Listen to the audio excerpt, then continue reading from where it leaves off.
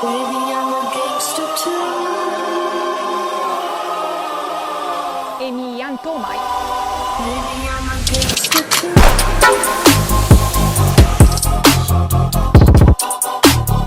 Baby, I'm a gangster too.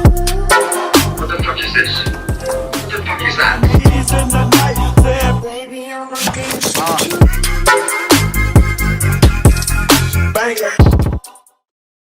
Hi everyone, in this episode I will introduce you to a DR operator, an official partner.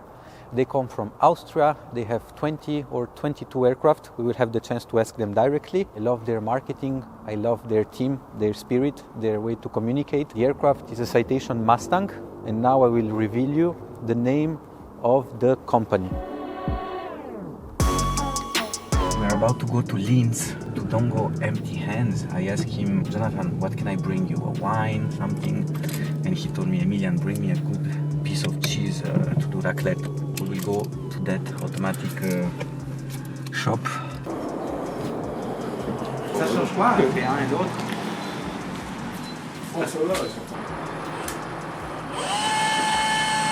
Here we go, Jonathan. Cheese is on the way. Put it in the bag. When you come from Switzerland, I think the best thing is to buy some chocolates. You never know who you meet. It's good to have a gift or a small something for our friends or potential business partners, blah, blah, blah.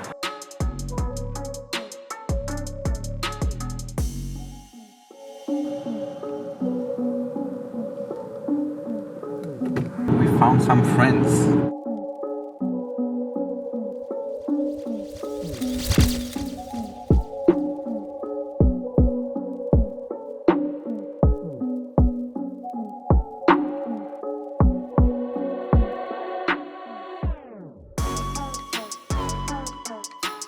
Main target audience for this clip? Aviation industry, Yeah, towards which I need to be enough professional to don't scare them to work with me. yeah. But I also need to be young enough and do something different to catch youngsters. New customers. Yeah. Bernhard, Jonathan, thank you for having me here. Thank you for coming. You're very welcome. There's also some Valentine today. But I have to warn you, I'm married. We are all married at this table, I think. Jonathan, the first time I spoke with you, I think it was in 2016, and it's now 2022, and we still do business together. Correct. Back then, I remember we used to interact nearly on a daily basis. You've been always very picky to request the best service for your customers. So I knew already that back 2016, you were really a good expert developing into this business. But why you don't have gray hairs yet? The last summer, I noticed 2 white hairs. Okay. So I had to find a quick solution. So, super. After 2016, we started working again together when I launched Jet Corner. The beginning was just a small startup, and I received a lot of support and sympathy from you. As you know, I'm a big soccer fan, and I know that you are a big motor engine Formula One fan. Can you tell me a little bit, when did you start to fly? I would say I always had the dream to fly, as a teenager, but probably every boy at this age has the dream to fly, right? Unfortunately, my parents didn't support. They thought it's a bus driver's job now. So okay, then the whole idea of aviation or becoming a pilot was scrapped. Later on, when I had my job as an engineer, I had myself the need to travel a lot. Why not getting a pilot license and renting little planes like the Cessna 172s, and then I fly to my appointments With a PPL. Yeah, We're doing correct. this. Yeah. But there was the big but. You know, when September, October comes, the weather is not so nice, so I couldn't fly. Or you fly really, really low. Yeah, too low, yeah, but then you're already like a car. I had to disappoint a lot of people because I had to cancel my meetings, I couldn't, do my travel. And then we're asking myself, so I need a solution for that. And I asked actually my flight instructor, so what do I need to do what I really want to do to fly and have my meetings as scheduled? And he gave me a simple answer. You need a commercial pilot license and a proper plane. And then I did my commercial pilot license and I did purchase with other 5 guys a plane. Multifractional ownership. Basically, yeah. And we were 6 owners in total. All of the 6 owners were pilots and we used it for business. Which year was, just to give a timeline to it? Exactly in 2000, October 2000, we got the plane. And GlobeAir arrived when you wanted more speed, more range, more meetings. In all honesty, I had a kind of life crisis in my early 30s, and I wanted to do something completely different. Based on 9/11, the US government and NASA issued a lot of funds, I mean billions of US dollars, to develop new airplane concepts. The idea was that aviation needs to get to smaller planes because these big planes are obviously targets for terrorists. And you can find it actually on Wikipedia if you type in SATS, Small Aircraft Taxi Systems. That's why I was so interested in this project. And then I followed those projects. This is how it developed basically out of 9/11. All right. Jonathan, have you ever flew as a passenger with Bernhard in the cockpit? Yes, I had the great pleasure to fly once with Bernhard. From? It was from Linz to Geneva to eBase, tackling back on eBase. And we are still here. We're still here and it was an amazing experience. But you joined GlobeAir in? I joined 2011. I used to study hotel management in Lausanne at the hotel school. Aviation was always a big passion. I was also a guy looking into the sky to spot a plane. And it was the time where GlobeAir was ramping up the fleet from 5 to 8 airplanes. I decided to join, and it's a great pleasure to be here since nearly 11 years with the company. And we have achieved quite a lot, but we still have some big challenges on the table as well for the future. Yeah. And Bernhard is a top role model for the whole company. Jonathan is a great expert in the industry. Absolutely, I would say one of the best experts in the entire industry. Yeah. I don't know how to say, when you speak with Jonathan over the phone, already speaking with him give you a sense of relax. The manners, you can feel from his comfort over the phone that he already faced this situation, he knows how to deal with. You always find a fair deal, no matter if it comes even in the worst catastrophic scenario to a cancellation, we always find a solution with him. Don't hire him. I have a question for you, and I want an honest answer. What makes the difference between operators with 2-3 airplanes, which in 1 year maybe they have 3, the year after they lose an owner and they have just 2, and then they pass to 4. What is like the magic potion that made possible for GlobeAir to grow up to 21 airplanes? Because in 2021 you added the 21 aircraft. Tell me the truth, is the business plan, the investors, luck, your smartness? It's a mix. It's always a mix. In many things, if things are getting successful, it's usually a mix of a variety of things. I would say there was always this idea and this vision to become one of the largest players. Right now, we are the second largest player in Europe. And if you look on the European market, in terms of how many flights we perform to the market, we are the largest operator. Really having this vision and this idea to think big. And then to having the motivation, the intrinsic motivation to turn something from small and an idea into real reality. In my past, one good exercise, which helps me all the time in my life. My parents, actually my father, decided when I was at the age of 18 how my future should look like. So he said, you need to become an engineer. So it's a safe place for the rest of your life, so you become an engineer. And I send you to the university, and I had some technical skills, I would say, was not that wrong. So, and I was at the university, and I was lost.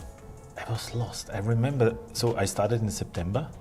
Until Christmas, I had no idea what was going on up there. No idea. I was sitting there, I was completely lost. I had no idea what these professors were talking about. And I said to myself, if this continues, I need to do something to sort this out. And I didn't allow myself the option to give up. But then I did motivate myself and said, okay, I go by little steps. Baby steps. Mm-hmm. And then you start climbing and it's steeper and you're still climbing. So I made the exercise, big things which look like impossible. 21 aircraft becoming number 1 in Europe is impossible. No, go with baby steps. So this is one thing. Intrinsic motivation that you can turn an idea with big dreams into reality. Second is knowing what your product is. Many companies are failing because they don't know what your product is. I give you a very good example you can remember. Nokia. Mm-hmm. Nokia was in the late 90s the number 1 the leader. I mean, this was a monopolist. 20 years later now, there's nothing left. Nothing. Zero. How come? What is the real purpose and the real product of the phone? They didn't understand. They told us you need this display, you need these keys, and that's it. So, but they didn't go further. Customer focused, customer centric. They were so convinced about the sales because they were so successful, right? That they said, we tell the customers what he needs. And then all of a sudden, out of the blue, someone came. We all know him, Steve Jobs. From the blue ocean. Yeah. And he brought the product where he understood the needs of the customer. He was customer focused. He understood what really the customer needs. So this is also what I am obsessed of. Know your product. And our product is actually not flying from A to B, not at all. It's about time. We have to take care about the time of our customer. This is so important. Know your product is my number 2 reason. Yeah. And this applies for any kind of business. And third, it's about having the right people around you. And then, of course, don't underestimate the importance we have an investor. Success does not come overnight. Sometimes it takes time, or most of the times it takes time. And in UK, we're developing, because our first few years were not nice. We burned money like crazy. We see a development in a positive way. So he supported the business that we really get to the point of break even and then in the profitable zone. I would say those 4 things were basically the mix which brought us where we are today, amongst many other things probably. But don't forget, we started in 2008 and 2009 was one of the worst years in business aviation because of the Lehman crisis. So we had to go through this very bumpy period. Bernhard, I resonate with a lot of stuff you say. I understand the concept of baby step, of having a vision, of not accepting fail as an option. And I know what you mean on having a goal, work towards it, and there is nothing on your way, you just go until you do it. But I remember when I was in Zurich, at the end of the day, I started to go home and I started to do my own logo just on Logo Maker, which is a free website. I started to write a business plan and put the logo on it, and then I went at the mall and I printed the logo on a cap, so in the morning I could use it to drink my coffee in my own company cap. Nice. And I write down affirmations and all these things. And for example, after 1 year and a half, I was in front of a Challenger 850 in Linate with the captain of Inter Milan, and I asked him if I can play a little bit soccer with him, and I did this nice video, really spontaneous and so on. And when I was driving back, I just realized like, hey, okay, you did it almost, because you brought your logo into reality. Okay, correct. Now this can have a certain amount of impact, that a guy designed the logo and then he play with a soccer player. Okay, this maybe can have a value, I don't know, let's say 20 to a scale of 100.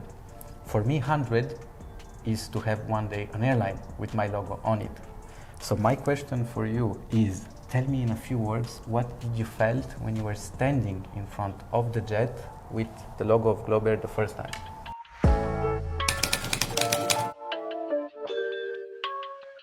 When it comes to the aircraft delivery, it gets really excited, you know.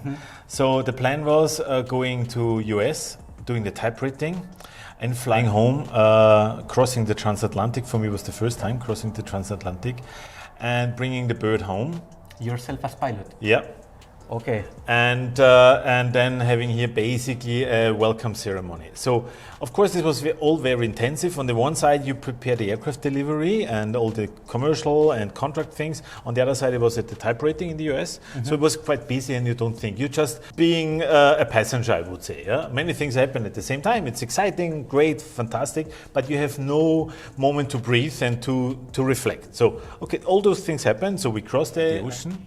And then the idea was, because my wife supported me heavily, I was landing, not coming straight from the last airport, so from Scotland to Linz. I landed in Salzburg to get cleaned, get dressed. For the ceremony. And get some flowers for my wife. And then in Linz was the welcome ceremony, where we invited a lot of people. And at that time, the team was small. We had 5 people. So we were excited how many people signed up for the welcome ceremony. Media, everything was there. So, and then when I landed in Salzburg, every busy and so on, that was the first time to reflect. I said, okay, this is now my last leg. When I really land, at I my did it. home airport, and I did it. And I almost get no tears in my eyes. And I will meet all the guys and all the people and my family who supported me. And then it's real, you know. I delivered the bird back home. It was very emotional. So, and then you start, you know, you take off in Salzburg. You know, it's a short flight, and you really realize when you then line up on the ILS here and you land that you made it. And then, of course, when you land and when you leave the cockpit, I was really realizing that this is, you made it, and many tears in my eyes. Yeah, Congratulations that you achieved it.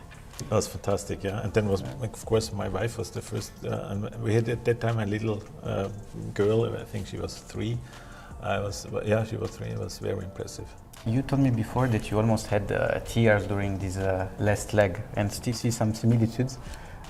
In the first summer in which I went solo, I opened quickly the society, which is just a bunch of papers. Yeah. I opened my Instagram, which basically can give the idea that there is a company behind, but actually it's just a profile. Yeah. And I lost the team with which I was giving flight solution to my players, because it was the Zurich Society, but then I went solo. Okay. And, this is a challenge. Yeah, Everything on your own. being in the office with colleagues with more experience than you sometimes can be recomforting, but they can also come with some ideas that you are under stress and you cannot deal with. Or maybe if I have a doubt between one company and another, based on his experience, he can tell me which one is better. And I remember that in that summer I had 2-3 flights complicated, one after the other. And the last one was with a Balkan operator. At the beginning, I was a bit more courageous. At the beginning, a bit more aggressive to conquer a position into my small niche. And I remember it was a St. Petersburg to Naples, which was booked by this direct customer. Because, It's a long flight, no? Yeah, the wife was pregnant, so the guy wanted to win time. And we had problems with slots in Naples, like they offer us something absolutely not possible. Salerno was not an option at the time, and they come back with a proposal to Rome. Oui. And he was looking really bad towards his wife for spending so much money for a flight and end up in Rome. I tried to call myself Naples, begging them, seducing them, no way. And I remember that to don't cry in front of my wife today, I went out into a parking and I literally started to cry, like how I will go out of this.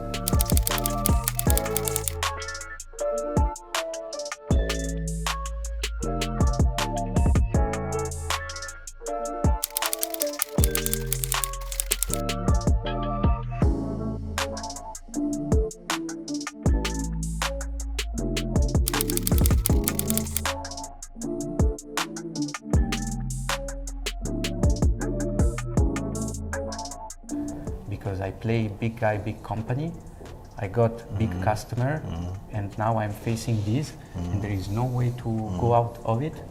And this was, for example, one moment in which I thought, okay, that's too big for me. Maybe it's better that I go back to something else. But it just lasted until I found a solution.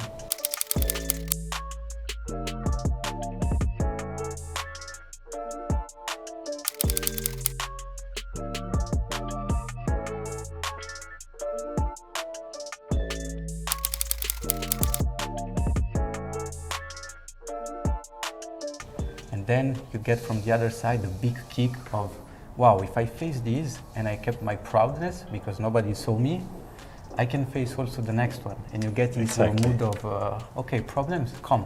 Exactly. You know? Yeah, fight mode. Yeah, I totally agree. What was about to kick you down?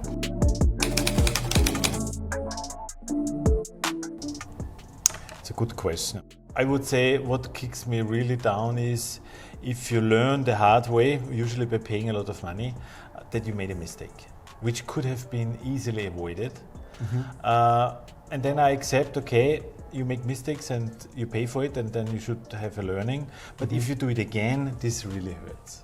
And what also makes me really sad and draws me down for my team, or even myself, working really hard for something, for a customer, you know, putting everything into it, yeah, and you try to find a solution, you try to solve it, you try to bring the best experience, and then the customer is not appreciating it. Overall, you had more tiers for successes or for mistakes, like, because from outside we can just see a big successful stories.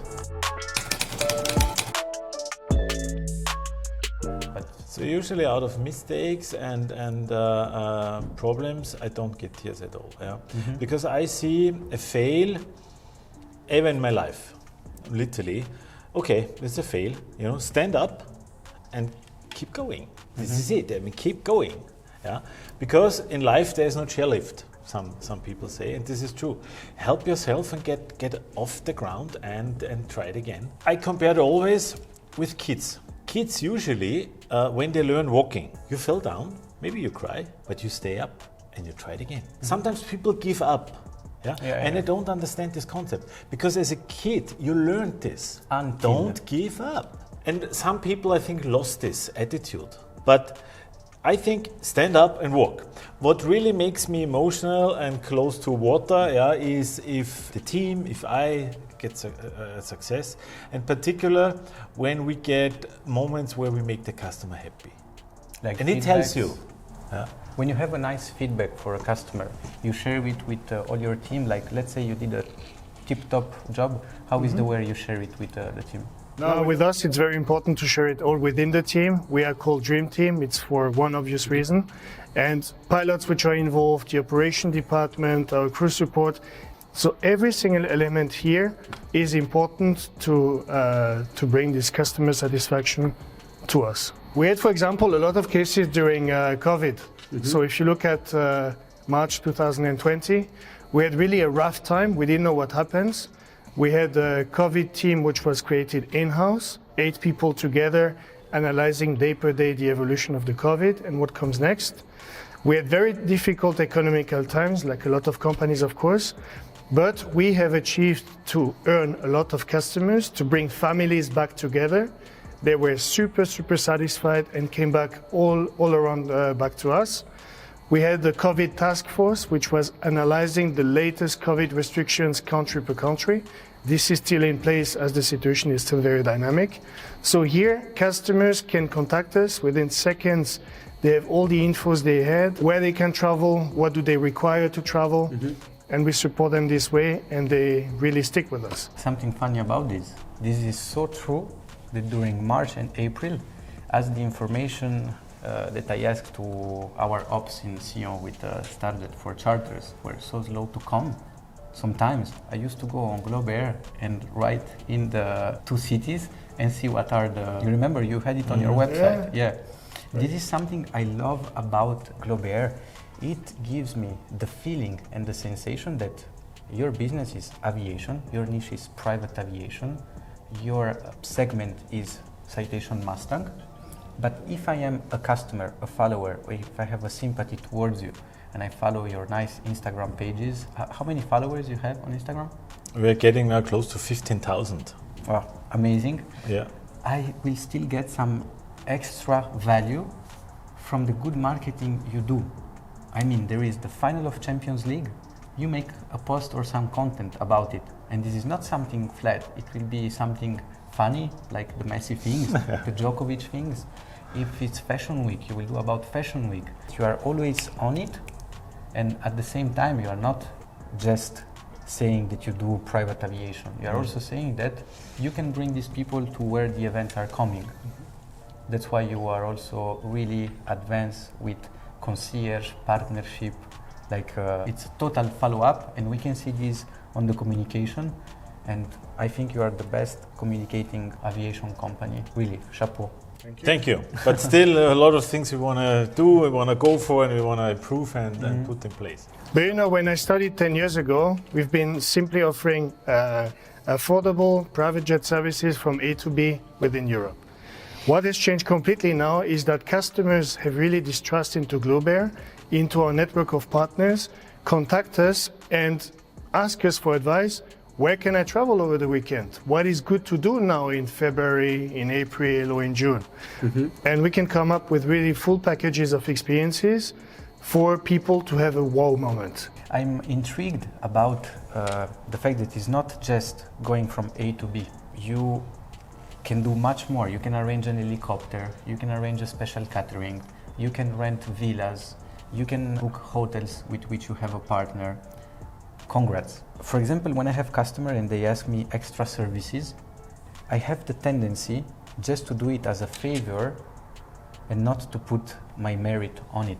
Like I will not say, it's my van, it's my partner, that's my hotel, because it's hard to have trust in someone and there is a big risk to put my name in my company for a small commission. So I prefer to do it just as a kind gesture. When you are so big like GlobeAir, do you have like a test period with your partner? How do you take the decision and the responsibility? Okay, this is the van company, I don't know, in Nice. Let's put the GlobeAir stamp on it and they will represent us. No matter if the driver have good manners, speak good English and knows the town. What is the process to choose your partners? Better to explain it, but Joe, because he knows really how to value service. Teach me how. So before offering any service, we visit the service provider. We have clear audits with him to ensure that the service is very good. The service is not only about the asset you rent, but it's also about the personality. How flexible, how quick is your partner in responding? Then in terms of drivers, we always put the partner in the forefront. So if we partner with 6 limousines, with Drivania limousines, with Black Lane, we'll always put this name in the front. We never shy to do so because it also represents quality. We select quality partners. This is all very important to know your customer, to offer the right matching additional services to make him very happy. Because our goal is, we are a concierge service. The customer is writing us simply on WhatsApp what he requires and when, and we organize him the full travel experience, like Disney VIP tour that we have launched now 2 months ago. Do you have time later to give me a few addresses of good companies so I take note? Sure, absolutely. Bernhard, maybe it's not the most comfortable question ever, but still I want to know your point of view. I believe that we are in a free world and customers are free to choose with who to fly, which company, at what time, and if they prefer to speak good English as the one of Jonathan, or someone with an Italian accent as me, or if they want to talk directly with a pilot like you. So I have the tendency to believe that I have no customers. The customer doesn't belong to me. But it's true that in this industry sometimes we hear this terminology like this is my customer, and maybe sometimes there can be some doubts. I hear so many times before boarding, brokers telling me, but please don't give any card because this is my customer and stuff like this. I understand them totally. My position is in the extreme that we are all free and we just need to focus to be the best version of ourselves, to give all the customer the chance to work with us if they want. I would like to know, with all your volumes, how do you see this topic? If sometimes was disappointed losing customers, or how do you deal this my customer topic? What do you think about it?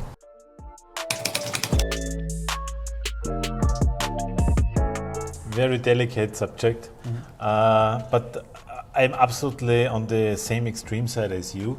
I'm convinced nobody owns any customer, nothing. I take the liberty as well. When I need a service or a product, I choose myself. Whatever decision making brings me to it, emotions, I like the people, I like the brand, whatever. Yeah? So I want to do my own decision. This is me, that's it. Yeah? So, and this is why vice versa, I'm also convinced nobody knows any customer. Yeah? You always have to earn the business as it was the first time. And you should do your best that he decides for you. I think in not any industry there's an ownership of a customer. I hear as well these discussions about this is my owner and so on. I cannot follow this concept at all. I think a customer has a reason why he chooses the service, the provider, the partner. And it may depend from case to case that he decides with whom he wants to go with and where he wants to spend money. And I think we all have to accept that customers have different motivation, which in our industry, with whom they book. And if we have a customer and he decides to book somewhere else, then we are not scared, we are not sad. Actually, we are keen to learn why. We want to understand the reason why. You know, was there different need? Couldn't we deliver what he needed? Yeah? Didn't we respond in the proper way? So I think from every customer who walks away from you, you should learn. And it's also really normal that people look for changes sometimes. So Absolutely. It's in fine. the customer role is also to choose who is the provider. So they are all free. I'm happy to agree with you on this topic. 100%. Do you prefer to work more with direct customer or with brokers? And if you can guide me through advantages and disadvantages with the two categories.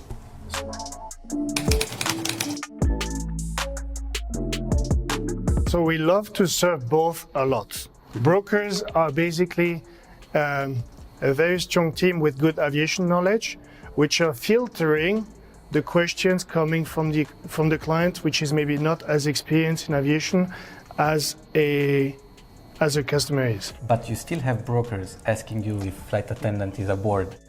Absolutely, it still happens. Yeah, it's all If smoking is allowed. it's all a matter of Wi-Fi? experience, training as well.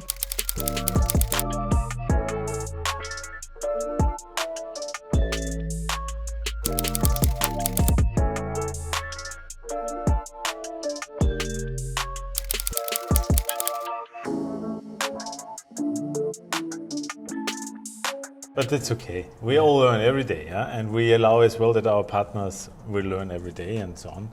I totally agree with Joe. It's a customer. It doesn't matter from where he's coming. Is it business behind? Is it the brokerage? Is it the direct customer? I don't know. I a little bit agree, but also a little bit disagree, because when I work in Zurich or when I work now, I will be honest. We always say that they are customers, but still we have sometimes the mind trick us, and we can believe that if we speak with the direct customer, he is the real deal because he is the one paying. And if I have to be honest, I think that I give 100% of me with brokers, and I go the extra miles with direct. And I will tell you why. Is because a broker can understand my difficulties, and if something goes wrong, he has the habit to. But if I need to give a bad news to a direct customer, maybe I will be the first one to explain him what is a CTOT or what is a slot. I don't know if you know what I mean. No, I absolutely can follow. But at the end of the day, there's always pros and cons, right? And when you work with a broker, actually, I would say the probability, there's always a group of customers behind, so he brings you more volume. And then, as Jonathan said, you have high chances that there are experts in the brokers which you can team up with, and it's maybe a bit easier to work with, because a broker also adds value to the customer. Absolutely. He has knowledge, he takes care of it, so this helps us. This is a help. On the other side, it's always nice to have a direct relation with the passenger and the paying passenger. It's more challenging. Maybe he pays a bit more to you as well because you're adding value as the broker does. So I think it's a mix. At the end of the day, I think there are, as in many other markets as well, you have different channels of your sales. And in our industry, the brokers are certainly a very strong channel, and they add value to the customer. And on the other side, you have direct customers where you have to add those benefits which a broker adds to the customer, you have to bring directly to the customer. Time management is better with brokers. We agree. Because they filter. Thank you for these nice replies. Empty legs. You like this topic? Yes and no.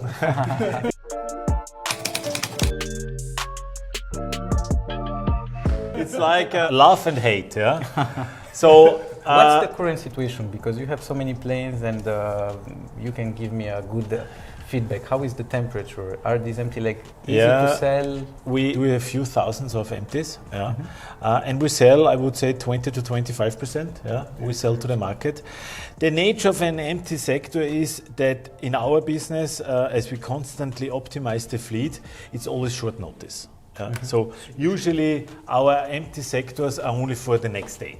So today we can give a good idea what is the empty leg schedule for tomorrow, Like but weather. still may change. The weather, like the weather. It's like the more weather. you are closer, the more it's Correct. accurate. Correct. And it can also change. Exactly. Yeah. Okay. So and on the other side, you need a customer who accepts this or who can deal with that. Yeah. And that's why I think it's not that easy to sell. Because on the first spot it looks great, wow, there's an empty, of course, utilize the asset, make more out of it, we have sustainability discussions and so on and so forth. Yeah. So on the one side it's a great thing, absolutely, and there's no reason why not people should use it. On the other side it's short notice, so it's difficult to manage. For the customer and for us as well, because sometimes you run into this situation that you have committed to an empty sector and then all of a sudden things are changing. You feel bad because even if you give a good commercial rate and you accept really pennies for this flight, you are subject to the risk of calling the motivated customer and say, I'm sorry if you are driving since 3 hours, we have a last minute change. It's, as Joe said, you're not delivering the service you are committed to, which is not your intrinsic motivation. We want to deliver. My team wants to deliver. Because also a customer buying an empty leg, if it's the first time he's buying an empty leg, you in sales see an opportunity to grow this customer into a new charter customer. So you don't want to disappoint him. He's talking with his friends, with his entourage. If he says, the first impression I had of the company was not the right one because they canceled my empty leg last minute, it's not ideal. As you do all the sales and you know all the numbers, can you tell me like an average, let's say 2021, out of 100 empty legs, how many you manage, if not to sell, at least to use, to make something out of it? Talking about the sales, we sell between 20 and 25% of them. Then we can also utilize the plane for crew positionings. We also help other crews to be positioned of partner airlines. So here we're using a total of 30 to 35% of all resources. The rest is sadly wasted, but we're trying ways in order to reduce them to a minimum. It's also a cost factor, of course. We advertise online, we have an empty leg calendar, and we're stimulating the industry to bring these empty legs at main airports, for example. If you have a Geneva to Paris, which is departing in 3 hours, it would be amazing to display it at the airport because it's an amazing opportunity for someone which has to fly to Paris to take this one instead of a commercial plane. Do you jump yourself sometimes in these empty legs to fly back to Switzerland? It happens, yeah. I had the luck once, and we also encourage our team strongly to take empty legs. Why? The better they know the product, the better they can also sell it. Talking about celebrities, you know that I have a bunch of football players, and I also see that many celebrities flies with you, and some are also official partner. Can you tell me a bit more who you had in the past, if you can say, who you have in the present, and who do you want in the future? So we set the goal, a journey, and we go for it.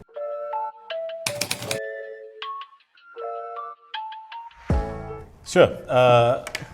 I mean, in essence, you have to say celebrities, and a lot of those celebrities, who are known as the VIPs, are sport athletes, as our customers. And I understand their need of traveling on private jets because they have their trainings, they have the competitions, they have sponsor appointments, they have a family. So their time schedule is really tight. That's why they need efficient ways of traveling, despite of some security and safety and so on. So we understand the need. We have some known celebrities or sports athletes which can commit to us and really tell, I fly with GlobeAir and I like this service, and in exchange we give them some benefits. And we have this ambassador program, and we try to mix it with all kind of sectors. Of course, because of sports, we get easier into this. That's why we have now some sport athletes, Formula E driver Stoffel van Dorenthal, for example, or we have the World Rally champion Sebastian Ogier as our ambassadors. But we want to now explore some other sectors as well, because they can tell about the product, and it looks more authentic. And Jonathan develops this program quite smartly. But I think the sport industry as a whole, like you do with the soccer players, by the way, a fantastic job, because you make it also so authentic and so on. Of course, and this is, your clientele appreciates that. You see, wow, this is our jet corner guy. It's like they see a bit each other in the product. I always Correct. say that.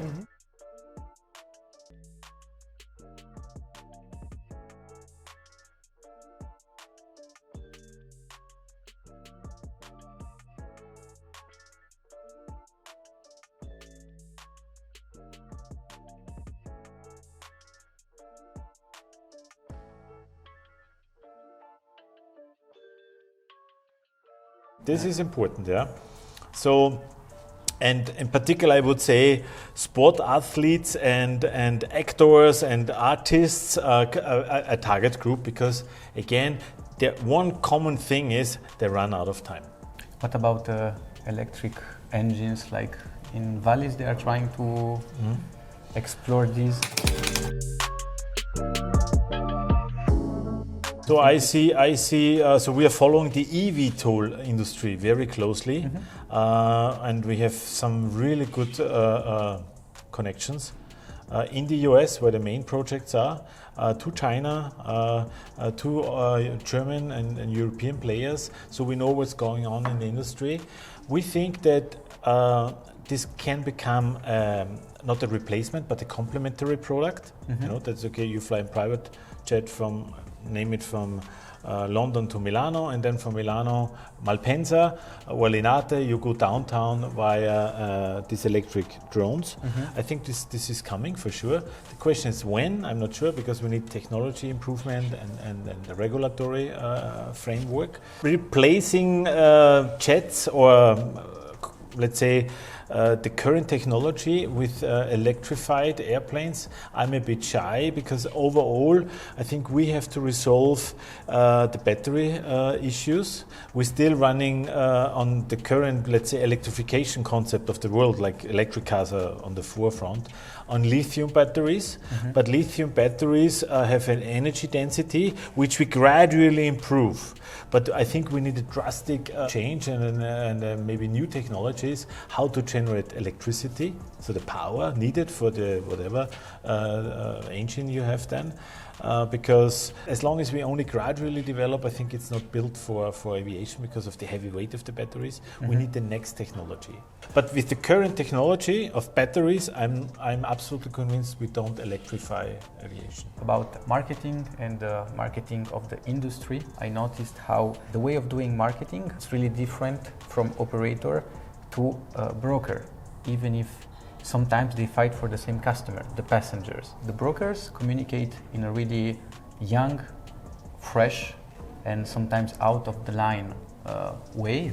Brokers which actually went out from a hospitality school, and they are their first experience. And the operator have this old school, and they are not risk taker. For example, if an idea comes in the mind of someone in a broker office at 8 in the morning, it can go in the social media at midday into an operator company. This can take weeks or even months. But there is something in common between the two extremes, is that the industry is self-representing itself as a provider of the perfect flight, which is true 99.9% of the time. And honestly, the only very few bad moments in my career are the ones in which I need to call a customer and say that we have a problem.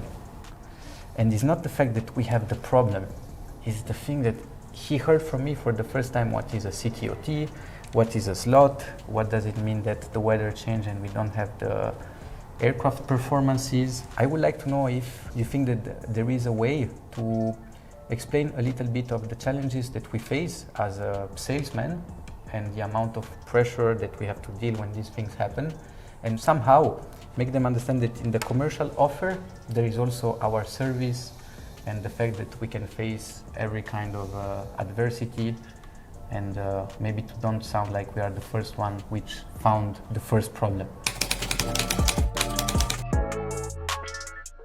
When you tell a person at the time when a problem occurs, it doesn't matter. It's business, it's your friendship, it's your partnership, whatever, then it's too late. Yeah.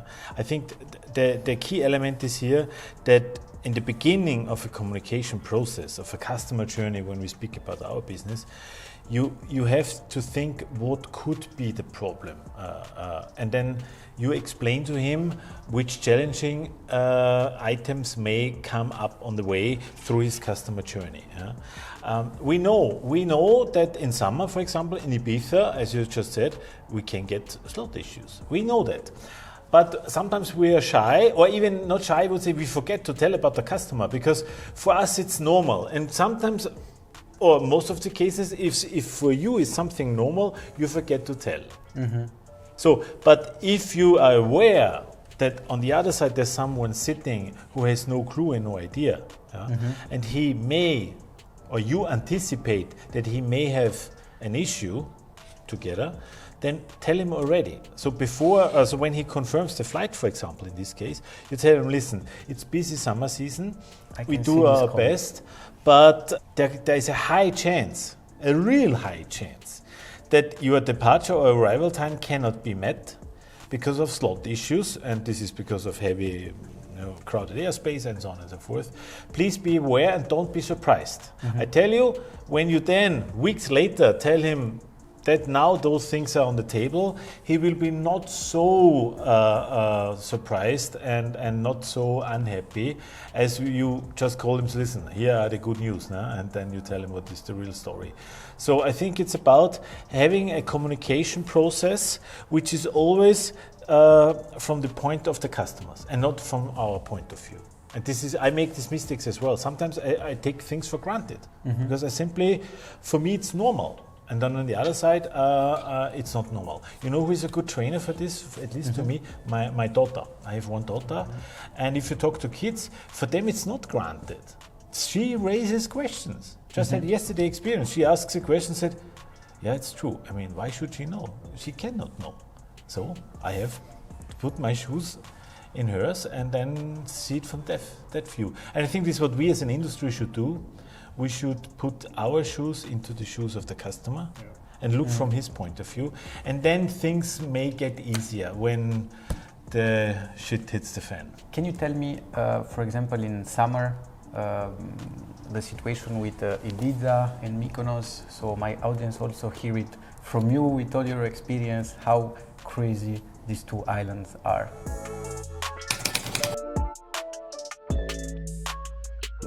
The biggest problem with these two islands is that no process is digitalized.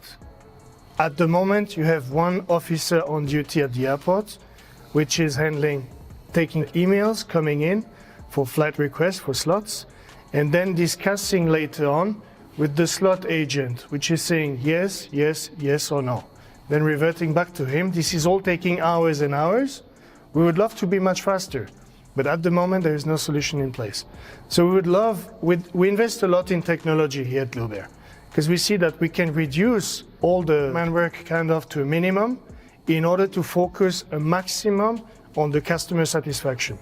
And we would love as well the airports and the slot authorities to also follow this process to have it all in a much better flow.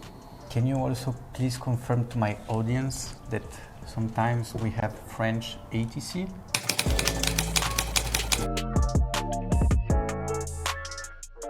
Which technically is how do we say, a strike? Yes, Marseille is very well known for it, especially on weekends. During the summer, we really struggle a lot, and we can get sometimes up to 2 hours delay on all flights. And there's no way to avoid it. Do you have like a procedure during, I don't know, the busiest time of the year, like in summer? Do you check NOTAMs and stuff like this daily? Yeah, We do. Constantly. Some processes we have automatized, and some we do manual. Yeah. But I think that you're facing a very good point here, Milian, is Aviation is a global business, and there are no national borders. I think what we have here in Europe is governments are still thinking in national borders, and you see in the pandemic right now it was the same thing. They really think in borders, but the virus is everywhere. It doesn't mind where is the border. Yeah? And I think it's the same for aviation, that we need European understanding that aviation is not a French thing, a UK thing, a German thing, an Austrian thing, and Switzerland. It's one airspace. There's one air up there, and the air doesn't change if it's overhead from Switzerland or it's overhead from France. And that's why I think we need politicians to think more in a more pan-European way, yeah, and remove all these borders. And we have seen, for example, through the pandemic, when the commercial airline business was so down, that we had sometimes flights where we got way more directs. Yeah? And we saved in 2020 on most of the routes 20% of our fuel, 20 to 25, depends. Because we got more directs, it was less crowded, and so on and so forth. But this could still be happen if the countries are coordinating the airspace much better, if the air service navigation providers talk to each other on a digital level, so we can do a lot more, and we can save tons of fuel we currently burn just useless. One thing which is really curious is also that maybe people can think that as it is a small plane, maybe it's easier to plan a flight. But technically, if I'm not wrong, if you do Paris to New York, the paperwork is almost the the same, same, yeah. with doing Yeah. Linz to Salzburg. Correct. Yeah. As these planes are small, we are in the sector of very light jet. I am flying a light jet. Our margin is also really small for adding passenger, adding bags, and this can be a big factor. Can you explain me with your pilot words, for example, that if a plane has 4 seats, it doesn't mean that the customer automatically can bring 4 passengers aboard? Like, if you can explain me with some pilot explanation, the reason why? Yeah, I think Textron has done a fantastic job on this plane particularly. The baggage compartment is way larger than the next aircraft size of them, because they learned that they are coming 4 passengers and they're bringing a lot of bags. So our payload is actually 4 passengers, but every passenger can bring a standard suitcase. Absolutely, it's no problem. Yeah.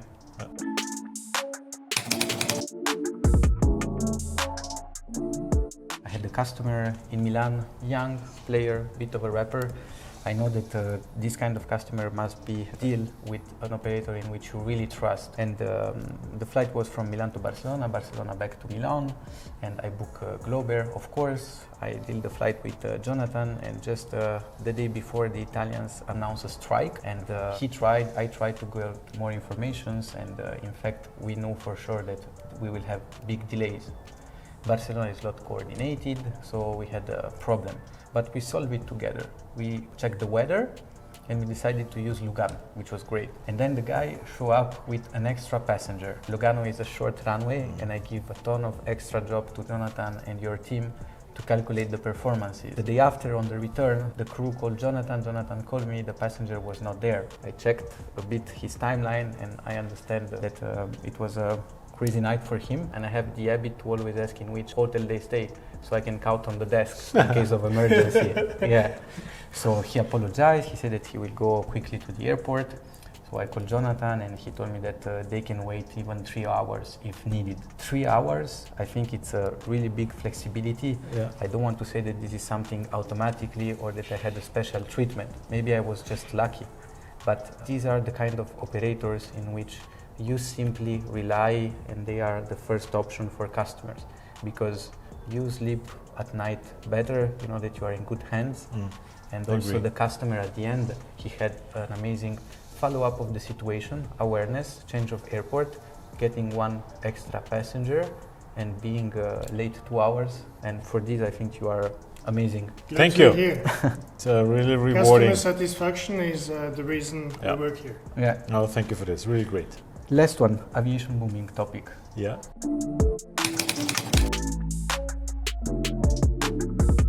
Okay, so it's like We are watching the end of a movie, which at the beginning was a horror movie, COVID. And I heard many manufacturers, they are refusing to deliver and commit for aircraft deliveries because everyone apparently wants to buy a private jet.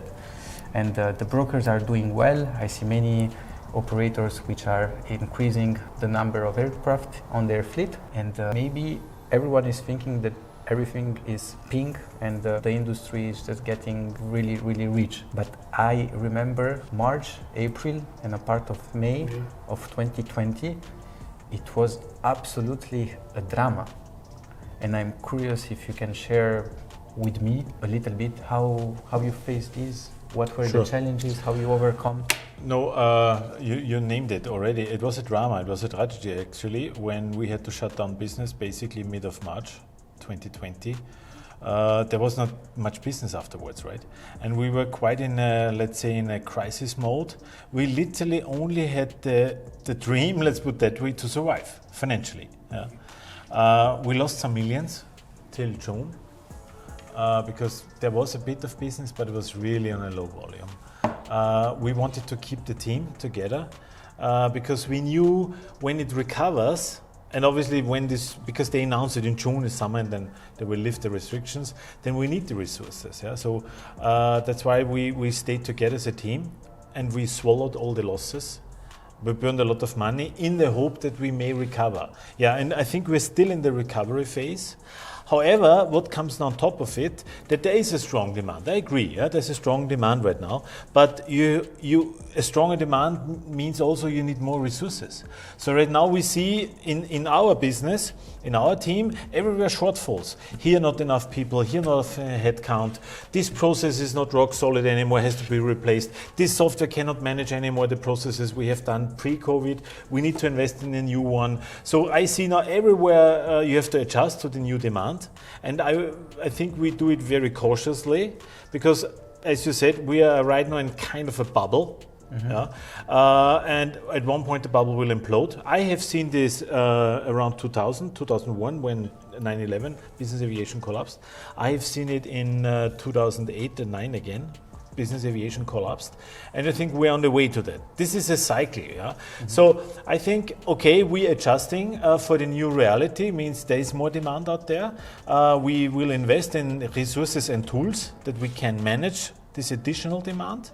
This is a huge investment, and at the same time, we see the costs are exploding everywhere. You know, we have a higher inflation. People will ask for higher salaries. Our suppliers have the same issues. So, like airports, FBOs, maintenance centers, name it. All the stakeholders, they all will increase their costs because they have to forward to the customers, which we then, at the end of the day, have to do as well. So I see the costs will increase. So the price will increase, means less customers, yeah? Because there's a sensitivity on the price point, and when it gets more and more expensive, less people will fly, and then this industry will face the next phase to fight for customers. So we are in this cycle right in the middle.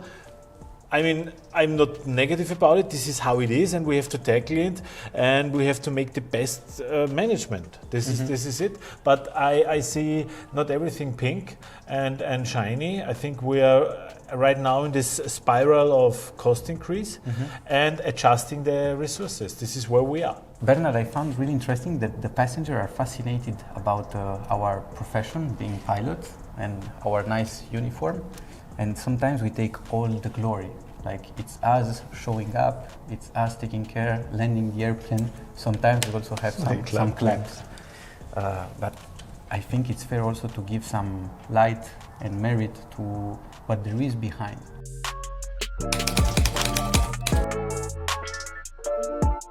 Absolutely, totally agree. All the department. Yeah. No, there's so many. To make one flight happen, where two pilots sit in the front, there's so many people behind, you know, and I think they also deserve attention and the glory. Absolutely. So my idea will be like that.